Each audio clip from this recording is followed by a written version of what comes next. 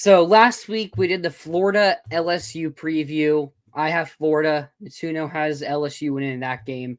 But now we're about to get in. Wrong button right there. Florida versus Miami early preview. It's a game last year that many people hate to talk about. We ended up losing that one 41-17, week one of the season. And I mean, yeah, Florida was never really in that game after the first quarter. Like Montrell Johnson had a big touchdown run that made it like 17-10. But like outside of that one big play there, it was all Miami.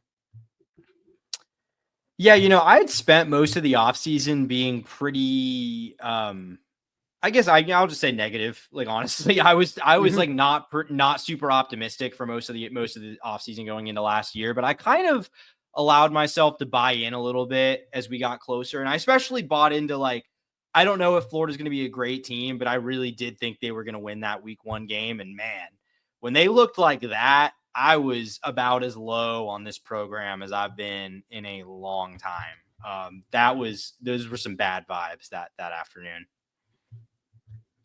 Yeah, that was really like most people were saying fire Napier after that game. Mm-hmm. And especially everyone was saying it after the A&M game, but this was like the precursor to what would become of like everybody, everyone thought Napier was going to be gone. I don't think there was a single person who was still being like, hey, give him his time. Like, fun fact, I had a post pre-written ready to go for the moment Billy Napier got fired. Never ended up having to use it, but I had it ready to go for the national site that I work for. So fully expected that move would get made. Yeah, there was a lot of talk about it happening after the Mississippi State game going into the bye week. Now after a Tennessee loss, like a tough one-score loss to a rival. But then, hey, picks it up. We got blown out by Texas, but then has that chance to be LSU and Ole Miss and kind of saves things, get the class back on track. But I mean, what Michael was saying here, we're a heck of a lot better now, so we're gonna smash them. But yeah, let's get into it here. We look at the Miami offense first. I mean, the big name that's gonna jump out is Carson Beck, former Georgia quarterback. Fun fact: last year he was my preseason Heisman pick. Boy, how things have turned in such a quick notion there. But senior year grad transfer for Miami, had 12 interceptions last year for Georgia, a game that most Florida fans think the Gators would have won had Lagway not gotten hurt in. And really a lot of that on the back of Carson Beck, where he throws 3 interceptions, 2 in the first half and 1 like the first drive of the second half there. So, so it's like, they bring in Carson Beck. He had some injury issues last year at Georgia, but how much of that was the injury that was affecting Carson Beck? Yeah, I find it really tough to decide how I feel about Carson Beck at Miami going into this season because, like, you talking about Beck as a Heisman pick, like, I mean, obviously that's kind of funny in retrospect, but, like, I don't think the logic was bad there at all. Like, I was really high on, like, I spent all of last season being like, guys, like, look, let's just be real. Georgia has a legit quarterback now. I was surprised that things didn't work out last year. I mean, what were you going to say? I thought Georgia got screwed in 2023 with because there was the 3 undefeated teams, then Texas, Bama, and Georgia were all 1 loss. Georgia lost 1 game in like 34 straight game. They won like 34 straight games and they lose once in the SEC championship, and they didn't make the playoff. I thought Georgia was the best team that year, and I thought Beck was a big reason for part of it. Yeah. Well, I mean, in that campaign, like Beck looked like a massive upgrade from Stetson Bennett. I mean, and I don't want to like absolve Carson Beck here, but it's hard for me to like. This is a recurring trend with this Georgia offense. Mike Bobo, like I don't know what they're doing there, but it's been bad. And I don't think you can like separate that from Beck. Like, nothing that didn't make Beck throw. He had like, I will say, I think he's been, he was not good last year, but I think it kind of gets overstated how bad he was. Like, it was a couple games where he was really bad. And then there were like a good number of games. 3 straight games where he threw like 2 or 3 interceptions. Yeah, he had, I think, 2 or 3 3-pick games. Like, there were a couple games where he melted down. Like, there's no doubt about it. But I don't think, like, his average play was that bad. But, like, this Georgia offense is just, I think it's gross. Honestly, I hate it. I think it sucks. So he has that Right here, going I have it. this year. Was that? So against Alabama, 3 interceptions. Alabama's a good defensive line. Yeah. This is the real kicker right here. Against Mississippi State, he had 2. So that's interesting right there. But he had 3 versus Texas, had a great defensive line, and had 3 versus Florida. Again, another team that had a really good defensive line. Only 1 against Ole Miss, but 0 touchdowns. I mean, he played pretty bad. Everyone on that Georgia team played pretty bad in the Ole Miss game. He only had 1. So it's like in those games where he threw interceptions, besides the Mississippi State one, it was against really good defensive lines and teams that got to him. I mean, Clemson hadn't found his groove yet. And I mean, then Tennessee Tech, Kentucky, Auburn was pretty good defensively. Tennessee was pretty good defensively. Interesting. He didn't get really pressured with that one. Then UMass, Georgia Tech, and only played one half against Texas, and it was pretty bad in that first half. Yeah. Yeah, I mean, the issue I have with Beck at Miami, because I think obviously, like you just mentioned, with the defense is like the caliber of defenses he's going to face this year are definitely not nearly as bad. At least in general. The issue I have with Beck at Miami and like why it's tough for me to really buy into this, even though I'm not even like, oh, Beck sucks. Like what you saw last year was what you're going to get. Like I think he has the potential to play a lot better this season. But the problem I have is like, even taking the most optimistic view of like what Beck can do here, even if he's very productive and this is a good offense, he's not going to be dynamic in the way that Cam Ward was. Like this offense is going to be more, I guess, traditional, like standard. I don't know exactly what I'm trying to say, but like you're not going to get just that added element that Cam Ward brought to the table. You might just hopefully get very solid quarterback play. So it's like, I can't really imagine a reality where this Miami offense and the quarterback play specifically is as good as it was last year, even if we're all in agreement that Beck was a good transfer addition and it worked out this year. You know what I mean? Mm-hmm. Yeah, I mean, it's not like he even has one of the big things about Beck last year that people love to point out. His receivers were pretty bad last year. Mm-hmm. And, it's like a lot of drop issues. You had some guys who couldn't play for other off the field reasons, and Dylan Bell and Arian Smith were out there, not true wide receivers, it felt like. So it's like they had those big drop issues, but his picks weren't really drops. No. I mean, look at the 3 picks he got against Florida. First one, he just throws it Devin Moore, and Devin Moore crept up in his zone, and I guess Beck just didn't see him. Another one to Aaron Gates, which I don't know what he was thinking there. Aaron Gates is right there and throws it to him. The other one, he was getting pressured and just ball goes up into the air, and Jack Pyburn ends up jumping up for it and making the pick. And I remember Texas game as well. They weren't necessarily dropped balls either. Mm-hmm. Yeah, I mean, that is the concern here. I mean, I guess, and, you would also say, like, I think it's a better receiving core than what he had last year at Georgia. Is it that much better? Like, maybe? That's the question. Maybe. That's what I was trying. It probably should be on paper. Is it though? It should be better on paper. I don't know if we'll see, man. Like, I mean, should we get into the receivers? Yep, I have them right here. Mm-hmm. So wide receivers, CJ Daniels from LSU, originally from talked about him on the show last week, coming off a really disappointing season. 0 touchdowns, like 200-300 yards, like just not good and not what was expected of him. They bring in Ray Joseph. He's a transfer, right? No, he's someone else. They brought in some other transfer to play this from he had 6 catches for 74 yards last year. Yeah, they brought in a couple transfers. Tony Johnson and Keelan Marion. Is Marion the one from BYU? Johnson is FAU. Did they bring a guy from Cincinnati? Oh, sorry. Cincinnati via FSU. He went to both. And then Keelan Marion was UConn. I thought it was listed the wrong way. Yeah, sorry, from Cincinnati via FAU. But yeah, so transfer receivers, both experienced upperclassmen guys. They But also like brought from in the Big another guy, 12, just not neither updated on our lads. is it not okay. No, they brought in from Who else was? BYU. Oh, wait, no, it was Keelan Marion from BYU. Yeah, that's what I'm saying. Antonio Yeah. Johnson. They brought in Okay, the it is three up there, sorry. transfers: Daniels, Johnson, and Marion. Yeah. Yeah, so I know Marion is expected to be more of a returner, which is what he was really known for at BYU, but can play slot. Not really, don't really know too much about Tony Johnson.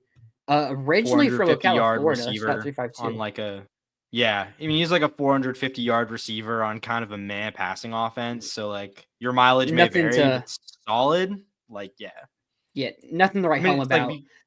yeah. They have former 5-star wide receiver Josiah Trader, JoJo Trader. I think it was a 5-star, if I'm not mistaken here. He was up there. If he 240. was a big time recruit, if he wasn't a 5-star. His 240, he was 42nd, so close enough there. Okay. Big time recruit going to Miami. Don't think he played too much last year. 6 catches. Now they had a really good receiving core last year. 6 catches, 91 yards. He played the most of the return. Oh yeah, so actually, I don't not even really. He and Ray Joseph have like almost identical production last year. Trader only played in 7 games though, according to what I'm looking at. I guess he got hurt. I don't really remember that, but I guess he did. Yeah, I mean they had some good receivers last year, so it's like not playing because you had good receivers is something you can get a pass for there. But 5-star guy, they're expecting a lot out of him. They bring in another freshman, Malachi Tony, who I'm pretty sure was also a highly rated guy. Let me look it up here. Malachi Tony. No, you're right. He was a 4-star. He was a 300 4-star. I know I've just heard a lot about Malachi Tony as someone they think could perform early, comparative to his high school rankings. So maybe someone to look out for. But who of this wide receiver course scares you?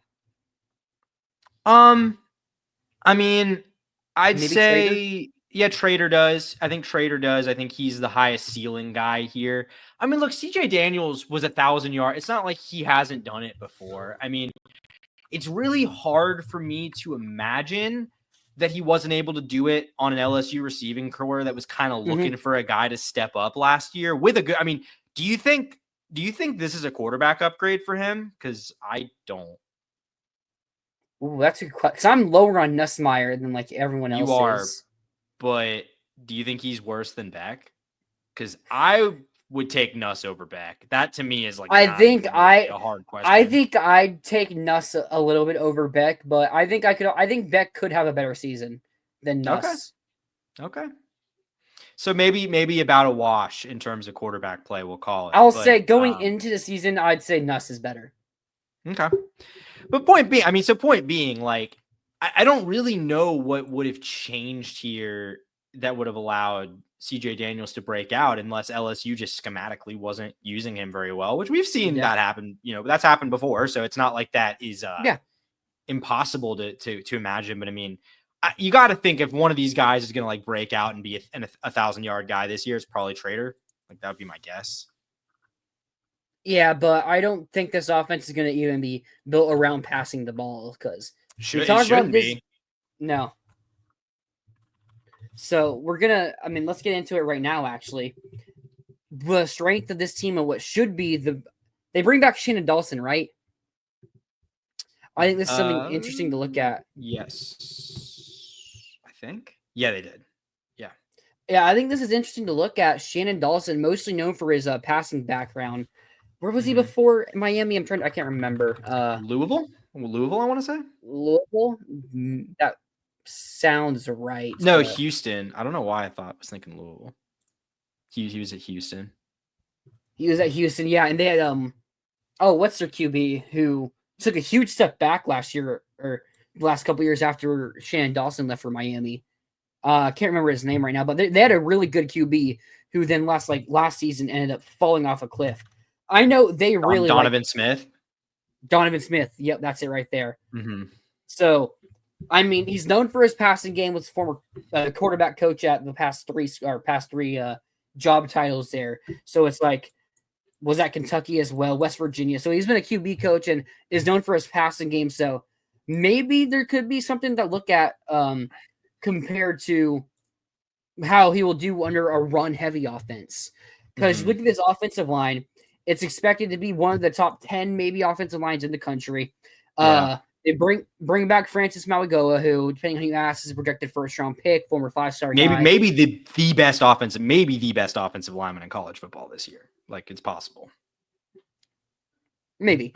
You got Inez Cooper, veteran guy, has been there for a while, really good player there. James Brockmeyer, TCU transfer, one of the better players for that TCU team.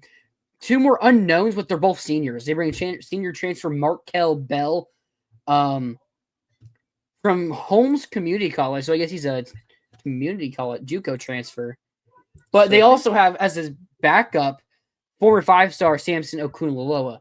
Now, 5-star not projected to start going into his third season. Maybe that's something to worry about. But they also have Ryan Rodriguez, experienced senior there. So it's like they have high-end talent. And they have a veteran, and they have veteran guys in this roster for this offensive line. And they have some guys that, have been there for a while, like Okunlola, Matthews McCoy, Tommy Kinsler. So it's like this offensive line should be near that top 10, maybe even possibly one of the best in the country. Yeah, just one point of clarification on Bell. He was there last year. He played in 12 games, started 5. He was a JUCO transfer the year before. So he brings starting experience. Not a full-time starter last year, but brings starting experience to the table there. 6 foot. He's 6'9". Yeah. Oh, okay. Yeah, he's starting at left tackle. I was like, why compared to Malgo as a right tackle? That makes more sense. Yeah.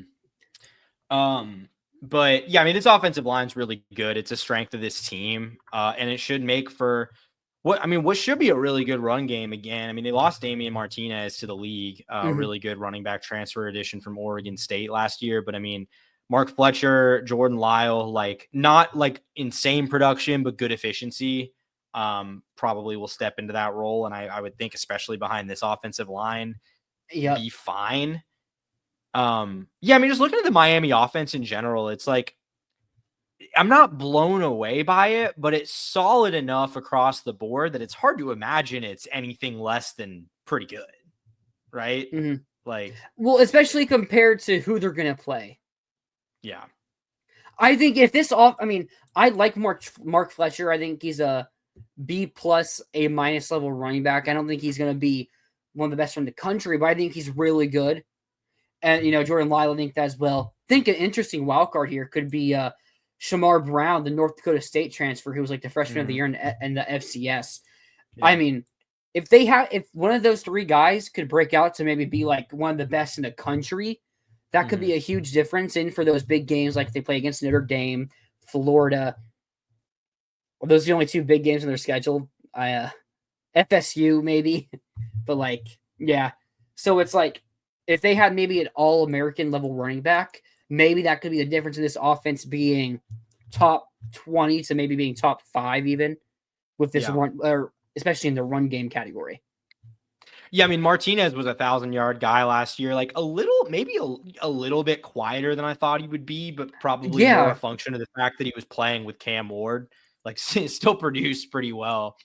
Cam Ward obviously just kind of overshadowed every other element of that team with the season he had. So, but yeah, I mean, I think that it to me, like, yeah, I think maybe you don't have that high end running back, but I think this is a good enough group that someone's going to emerge. It kind of reminds me maybe a little bit of Florida's, maybe a little, probably not as talented, but in a similar vein of like, I trust all of them to an extent. I don't know exactly what the rotation is going to look like, but it's hard to imagine it's anything but pretty solid, Yeah, it looks like we got a Miami fan here in the chat.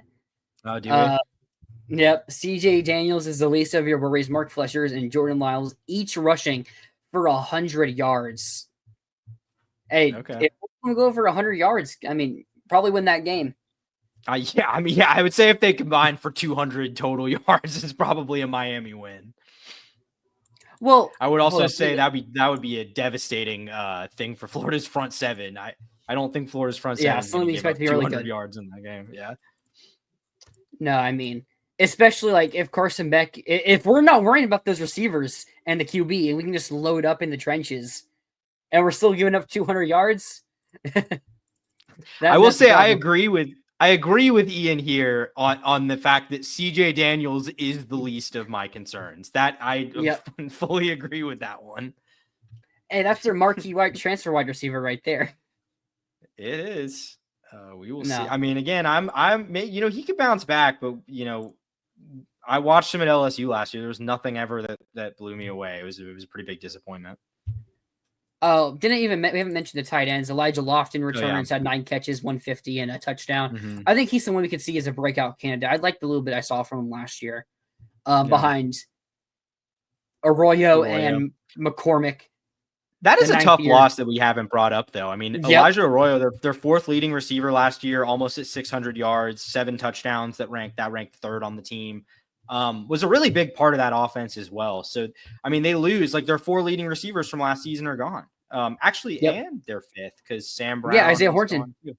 Actually, they're 6th because Damian Martinez is gone. So, top 6 leading receivers from last year's team are gone. So, I mean, that's concerning. If we hold them both to 50 yards, I think we win that game.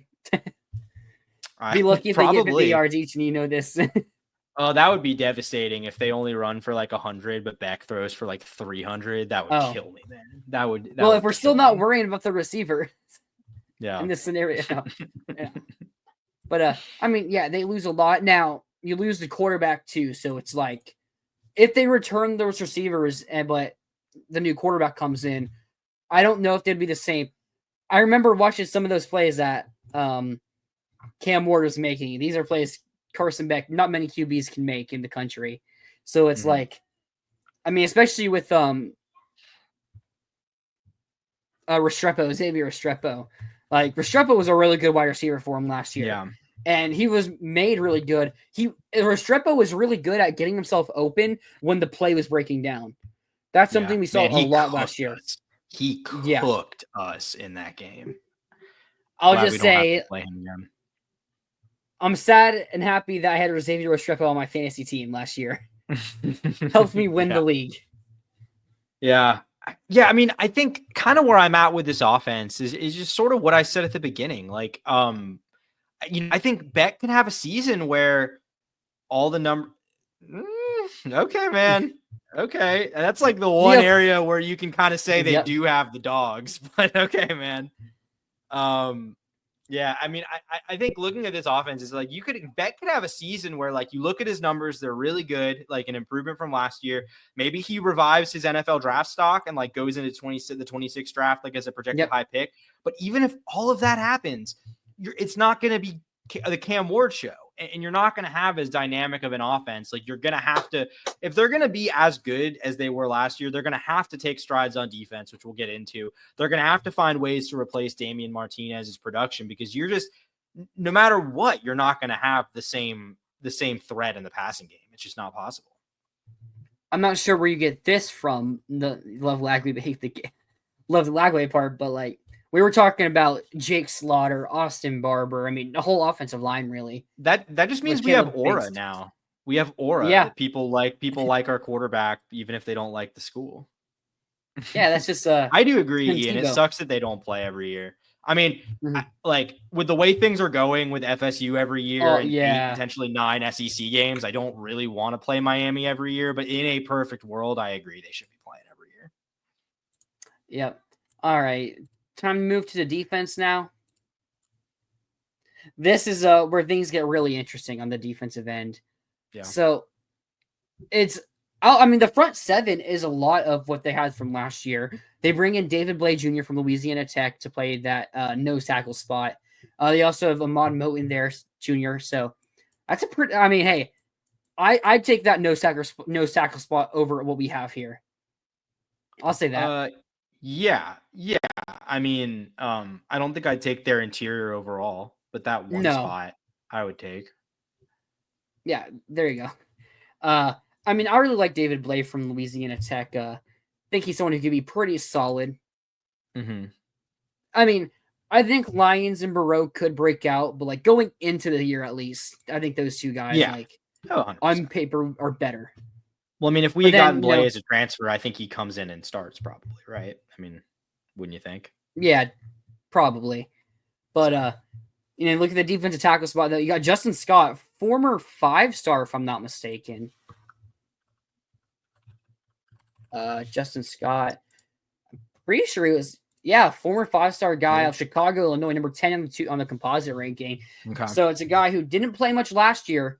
But I mean, if we're gonna talk up our 5-stars like an LJ McCray, then we gotta talk up Miami's. And didn't play last year, but this guy that's got to have a lot of expectations.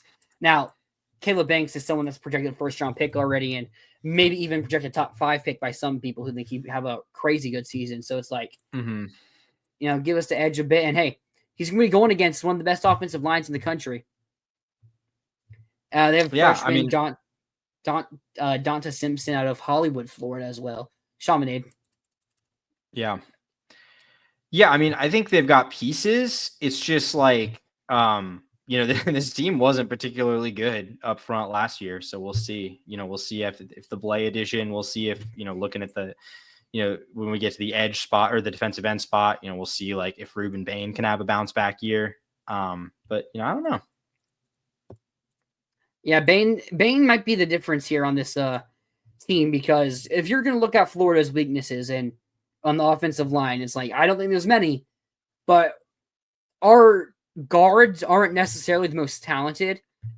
So it's like, if you have someone who's maybe a possible first round pick, they might be able to out athletic the person. I mean, I love Harris, I love George, but these aren't guys that are going to be high level draft picks. Like, they can be drafted maybe like 4th or 5th round guys, but Ruben Bain's a potential first round draft pick here, predicted first round draft pick. So it's like, if he can stay healthy and if he can play this full game, I think it's something we definitely got to look out for. And I like our guys on the offensive line, especially run blocking, but in pass protection, maybe Bain could cause some havoc there in the interior. Yeah, health is really the key for him. He got hurt in the Florida game, right? Last year? I think he played less than 10 snaps in that game. Yeah, and so he got hurt very early in the game and ended up missing like 2 months or so, like a month or two. Like he was out for a pretty long time after that. So didn't really get a fair shake last year. Was kind of injured from the moment it all got started. So not really. I don't think it's necessarily fair to say a disappointing season, but more just a guy that has yet to, for a long stretch of time, play up to what we know he has the potential to be. But I mean, if he plays up to that level, you're looking at maybe one of the best defensive players in the entire ACC. He's got that level of talent.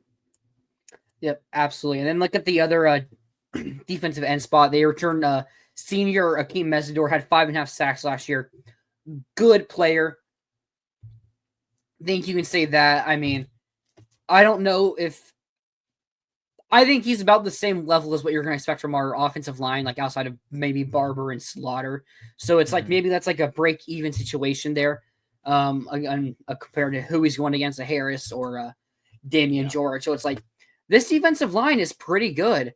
Like it's not something that we can't overcome, but if we're going to lose this game and if our offense is going to struggle and it not be because of Billy's play calling, it's going to be because the Miami defensive line has multiple highly touted guys that are going to be potential first-round draft picks.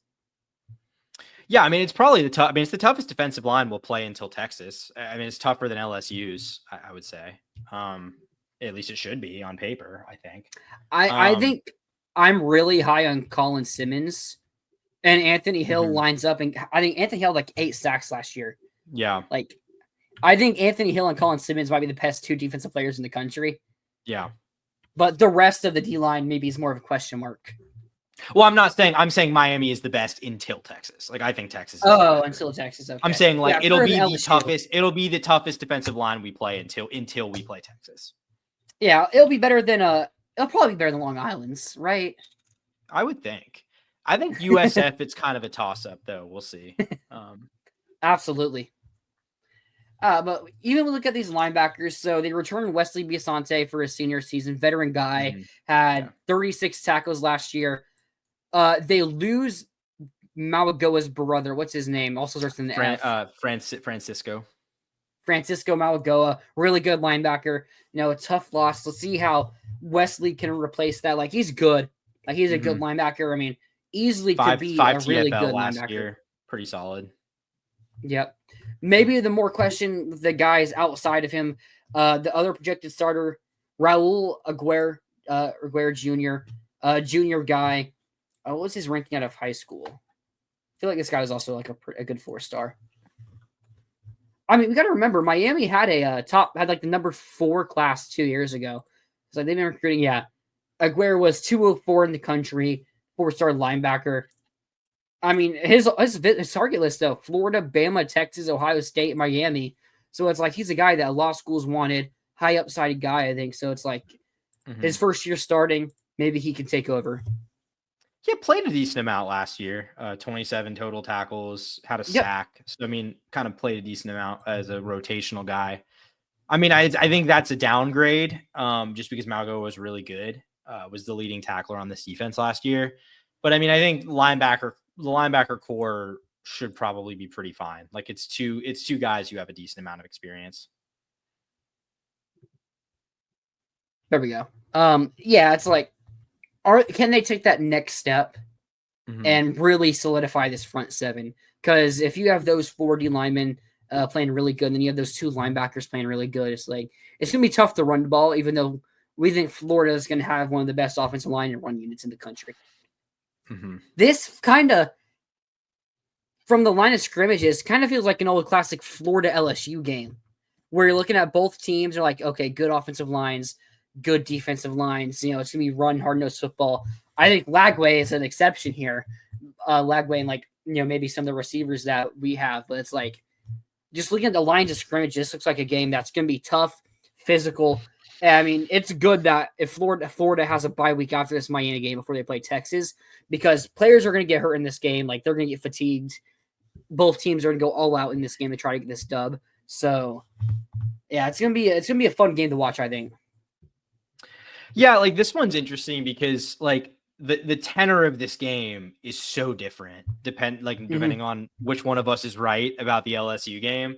Like, if you're right and we win, all of a sudden this game is like, you win this game, you start 4-0, like you're in a pretty good spot at that point. Like, no matter what happens against Georgia and Texas, you've already won 2 of like the bigger coin flip games on the schedule. So at that point you've got to be feeling pretty good. All of a sudden, if you lose to LSU, this game is like, the season is off the rails if you lose. I mean, it's basically over. I mean, we saw what they did last year to salvage things, but I don't think 2 losses in September is going to be salvageable this time, because I don't think salvaging 8-4 is going to make anyone feel particularly encouraged. No, because you're probably not going to have that spike in recruiting that you're hoping to have if you make that playoff push this year. All right, so now we get into the secondary, which is where all the change happened. I mean, are we looking at 5 new starters in the secondary for Miami? I think so. I think you're right. Do they start I think they start the Washington State transfer, Ethan O'Connor, there at corner. So let's start with the guy that Florida targeted here as well. Zechariah Poyser, safety, original from Jacksonville State, from Wildwood, Florida. Someone that Florida also really wanted, although we more want him as a slot player. So, now you have Denson, and Gates looks to be healthy for this season. So maybe not as big of a loss as we thought it may have been. But they're going to start him at safety, and pretty good player there. I really liked his film and thought that he'd be a really good addition for the team here. So we'll see how he is. I mean, Miami brought a new defensive coordinator in as well. Wisconsin's, right? I should be able to remember this more. I can't remember this off the top of my head. They brought in Corey Heatherman from Minnesota. No, Wisconsin. Minnesota. Sorry, wrong. I didn't think anyone wanted Wisconsin's defensive coordinator after last year. Yeah, you're right. Yeah, that's a good point. No, I mean, I think Poyser, I'm not gonna look. He's a guy I really wanted Florida to get. I mean, you never know how a guy's going to translate going from Conference USA moving up, but I mean, really good production. Had like 47 tackles, 3 picks, 8 passes defended last year. So like, I mean, a lot of, very productive season from the safety as a safety. So, we'll see how it works out for Miami, but like, I think that was a nice pickup here. I think they needed to rework the secondary because it was not good last year. Oh, it was burnt. I was burnt toast last year. Yeah. Then the other safety spot, I think Jacoby Thomas, Tennessee transfer. Guy has some good production. Was injured last season. 23 out of 52 tackles.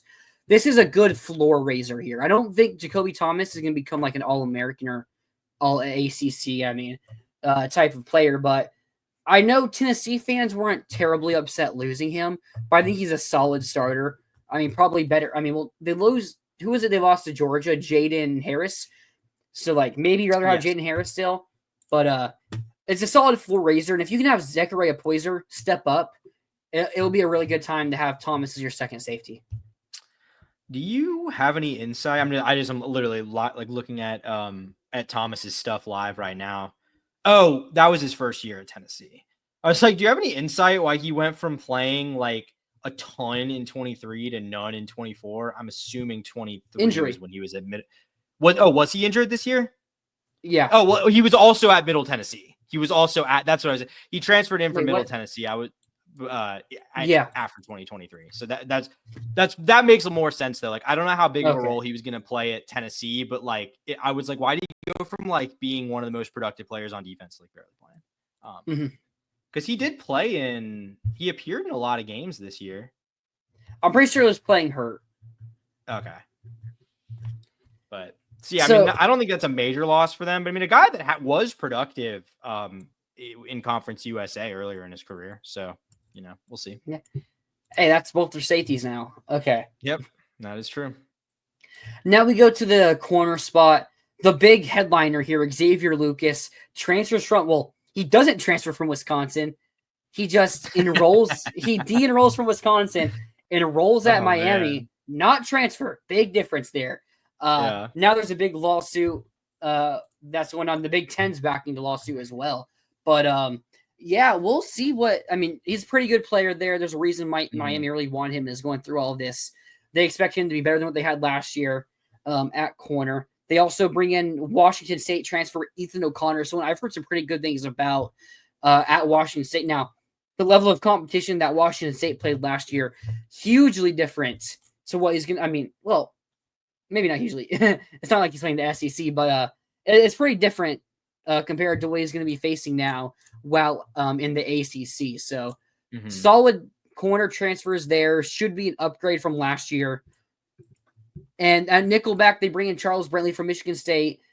Someone I've heard some good things about as well. I think he was pretty good at Michigan State, but good Michigan State necessarily wasn't the best. So maybe the better players or good players from there might not be as good as you could expect.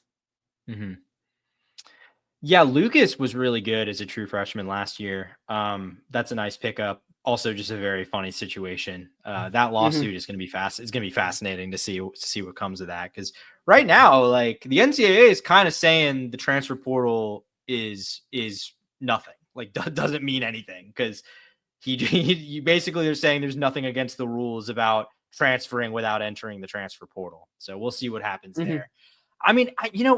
I'm kind of conflicted on this secondary, because I think on paper, pretty much everything they did, it's like, seems like a good move. Seems like a good move. Seems like a good move. Yeah, it's just like, you do worry, especially like a game this early in the season. Like, how will a group of guys that just haven't played together adjust? Yep, whole new defense or whole new secondary. Yeah, like will they have that chemistry? Because I think especially with defenses, like, I think you kind of see that chemistry gel throughout the season. Will they have it that early? Like I don't know. It's hard. Like, it's hard for me to call this a weakness, because I think on paper it could be a strength, but I think there's a lot of assuming you have to do. And I'm very curious what it looks like, because I think it'll probably look pretty good by November. What will it look like on September 20th?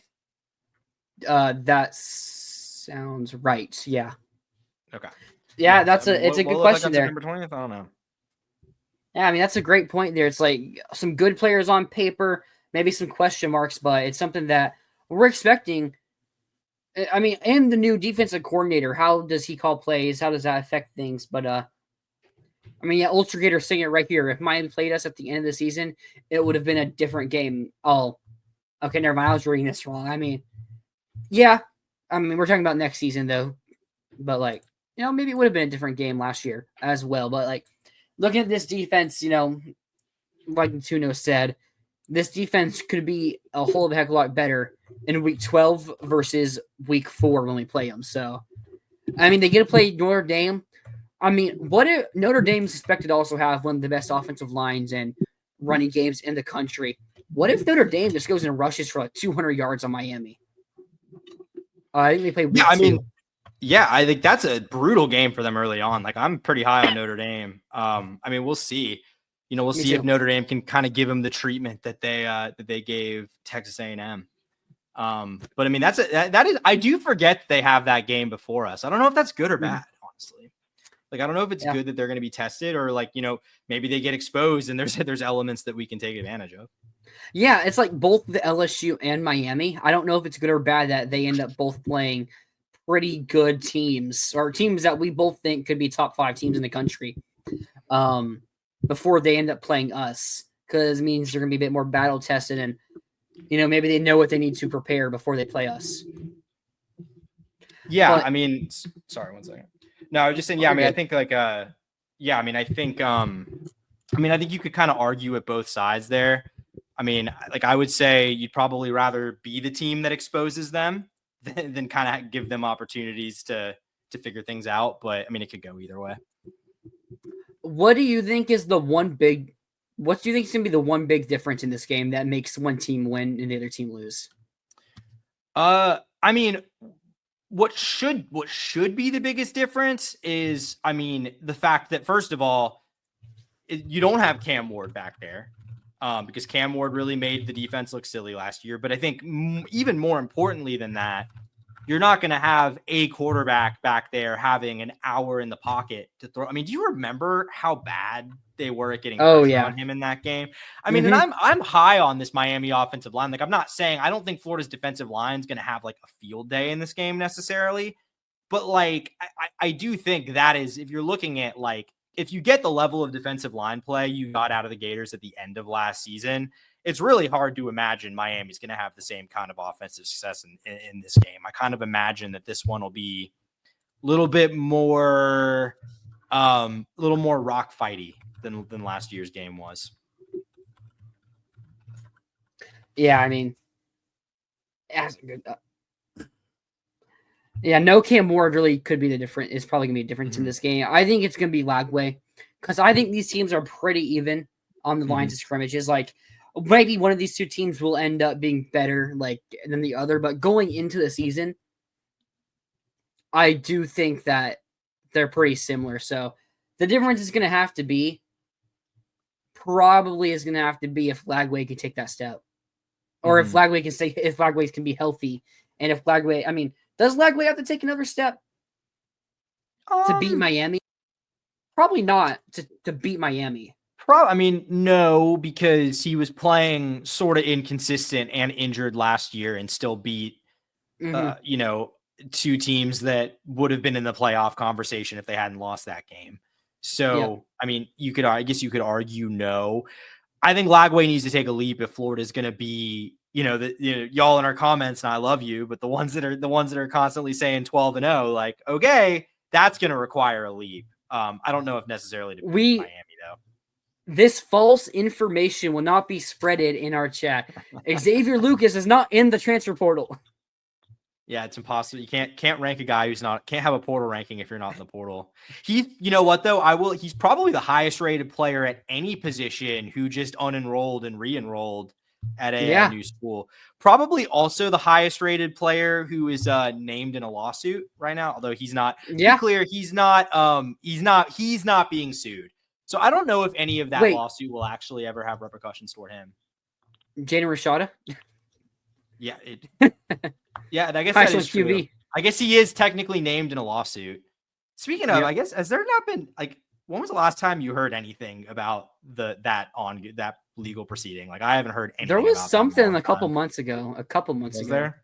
Okay. Yeah, but like I'm not really paying attention to it. I don't think it really affects anything all that much in Mhm. reality. Like it's No, just it something doesn't. I'm that more just rival fan curious. bases can bring up to, I think it's interesting. I think it's an interesting in terms of like a precedent setter for how stuff like this is going to work in the future, but it doesn't really matter for like Billy in Florida now.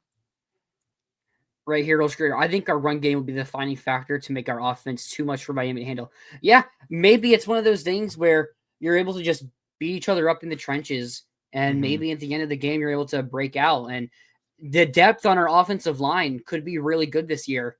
And like those one or two drives that the backups play could help maybe be a defining moment in this game. And when Georgia's backup defensive line might have some backup defensive linemen in the game. Yeah. We got base year, and Florida was never beating Miami at any time of the season. You don't have the horses, and they will lose again this season. Billy is going to lose you the game. Hey, You guys we lost to don't know. Georgia Tech. I don't know. Look, I don't know what you want me to say, man. Like, you guys lost You to blew a Georgia 21 Tech. point lead to Syracuse. Yeah, like you like know, Florida. I mean, I kind of agree that Florida didn't like have the horses last year because I mean, Miami had some pretty good horses last year, but I mean, I don't know. I think you if did you think lose. that game's 41-17 in November, again, it doesn't matter. The game was played in September and Florida It doesn't. lost, Yep, it doesn't. but okay. Hey, Jake Slaughter is from Ocala, the horse capital of the world. We have horses, bro. I know you have Tommy Kinsler, who also went to the same high school as Slaughter, but he's not even starting. So, there's levels to this. There's levels, guys. All right. We both have Florida winning this game in our last Mhm. predictions, if I'm not mistaken. I Yeah. don't think either of us have changed our minds, although I think the Miami secondary is going to be very interesting to watch. Mm-hmm. Yeah, the only thing I'll kind of add to because I'm still picking Florida to win this game. Sorry to y'all in the chat, although I appreciate the Miami fans who have been tuned in Mm-hmm. for this. That's cool. But no, I think my only thing here is like I think this is a tough game. Like I think it has been very overlooked. You can't call it a trap game, but like I think if Florida were to beat LSU in Death Valley, this game then kind of makes me a little nervous just because of it's kind of a letdown spot, a potential letdown spot. Yeah. Um, but I mean, where I kind of fall with this game is I'm not like fully convinced this is a win for Florida, but I No. am fully convinced that if Florida loses this game, it's not gonna accomplish what we think it will. Like this is gonna be a disappointing season. Like I don't really see a way that you lose to I Miami, but win other games that make it feel like a good season. honestly, I think this game is tougher than the LSU game It might be. I like on paper, because it might be. I think the toughest thing for us could be facing really good run offenses because maybe if those questions like on the defensive line, if Bet isn't good enough to be a backup in the SEC, Mm-hmm. or and if neither Lions or Burrow or if both aren't at least good, then you in that middle nose tackle spot, you're probably gonna have some questions there. It's like honestly, I have us losing to Texas Tech. That's because I think that Texas Tech, not Texas You A&M, mean sorry. A&M? Yeah, I Yeah, was like, did we add? When Texas. did we get? How much did they pay us to add that game last second? Well, they're pretty salty about the Elite Eight, so Yeah. no. But yeah, like that's why I have Texas A&M as one of our two losses this season because I think that really good run offenses could be the weakness for this team, and I Mhm. think Miami could have one, but I also don't know if they're going to have enough on the passing game to where we can't just load the box up and stop them. Yeah. Yeah. I mean, I think in spite of what I just said, like, you asked, what do I think will be different about this game? I stand by what I said. It is also what concerns me too, though. Like, I am concerned that this is a good offensive line. And while I don't think Beck is Cam Ward, I think if you give Beck time in the pocket, Beck will punish you at times. So, Mhm. you know, I think Florida needs to be able to create pressure and havoc in this game the way they weren't earlier in the season last year. And I think they'll be able to do that. But if, if you were to tell me Florida loses this game by 14 points, and I have to reverse engineer what happened, that's probably what I would tell you, was that they didn't get enough penetration up front. Like that would be, I think, the most insurmountable thing that could happen to Florida in this game. Yep. Who is your number one receiver? That's a good question. Depends. Yeah. I don't. Probably Sturdivant. Probably J. Michael Sturdivant. That's my prediction, but I also think Trey Wilson could. I mean, I think Trey Wilson is probably getting the most targets, but like if Trey Wilson is getting the most targets, like let's say he's getting 10 targets a game, including maybe rushes as well. Yeah. How many is he going for? Because if J. Michael Sturdivant's targets, they're probably going to be 15, 20 yards down the field, maybe even more on average, when Trey's could be, -5 to like 10 yards down the field. Yeah, like Trey might lead the receiving room in targets, but I don't think that would necessarily make him the number one receiver. Yeah. You're not running the ball. Hey, okay. I mean, we went for over 100 rushing yards on you last year. Yeah. That was mostly on one run, wasn't it? Am I making that up? Yeah. That's what I thought. It was a 65-yard touchdown run from Montreal. Yeah, that's right. That was early in the game too, because it looked like we were like, okay, we're gonna be fine. Like we figured it was 17-3. It was 17-3, and it was like 6 minutes. It was like 8 minutes left in the second quarter, and he got that. But then Miami marched down the field and scored with ease. I'm pretty sure.